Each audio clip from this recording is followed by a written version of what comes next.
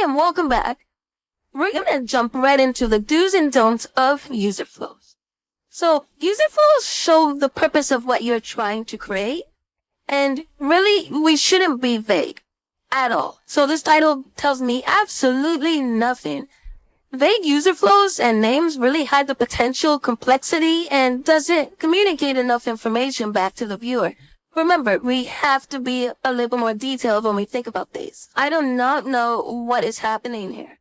All I know is that there's some sort of vague flow and it's going in different directions. Maybe this could be broken out. I don't know what profile means. Maybe the user's trying to get to their profile. Maybe the user is on their profile, or maybe the user is signing up. I'm not sure. What you should do is use descriptive names. Maybe it's add user payment details. Organize them maybe into separate flows. Is the user trying to get to their profile to edit their profile picture? That's a separate flow.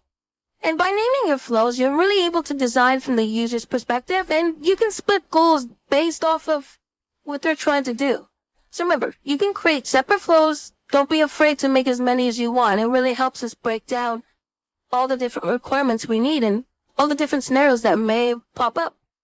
Your flows should always go in one direction. I mean, there's really no excuse to do something like this. I mentioned it before about sprawling like flowcharts or sitemaps, but these are confusing and they don't really do a good job of actually indicating some sort of user flow. They may tell me all the different possibilities that the user may encounter while they're in our product or website or whatever we're building, but to take a look at that, that's incredibly overwhelming. So these work as a good sitemap or to show the way the navigation works in your product, but don't use it for a user flow. What we should do is the following. Split them up into distinct flows and categorize them. So if we zoom out just a bit, we have like 3 different flows broken into one, or put together as one. And over here, what we've done is, even though there's like a decision tree in one of our flows, we've actually just broken them out separately. We'll name them, we'll write descriptions for each task, and they'll have an end goal. So remember, keep it simple, break it out.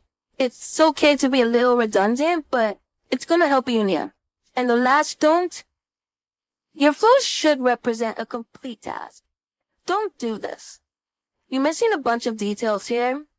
There's a bunch of useless information, like click button at bottom. I'm not sure what button means. Fill out fields, like what fields? And I mean, there's just nothing left at the end. We should have some sort of description of what that end goal is. We need to know the details the user needs to take to complete a task and the actions. This is what you should probably be doing. Add the right amount of detail outlining each step and goal. This way, anyone can read and understand your flow. So I know that this flow is purchasing a product instantly, and that can mean a lot of things, but we can break that up into several flows. So I can review a product's details and use the buy now button, and that pushes me into the next step. I'm reviewing shipping and payment information, and we can even add to this. Review shipping and payment information, confirm details, and make purchase. Let's just open this frame up just a little bit more. Great.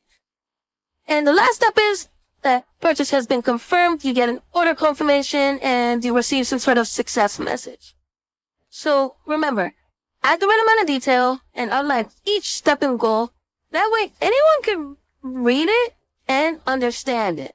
We don't want people looking at those confusing sitemaps with not enough information outlining each step or each scenario. And we don't want people to be confused. So follow these do's and don'ts, and you'll be ready to create your very own user flows.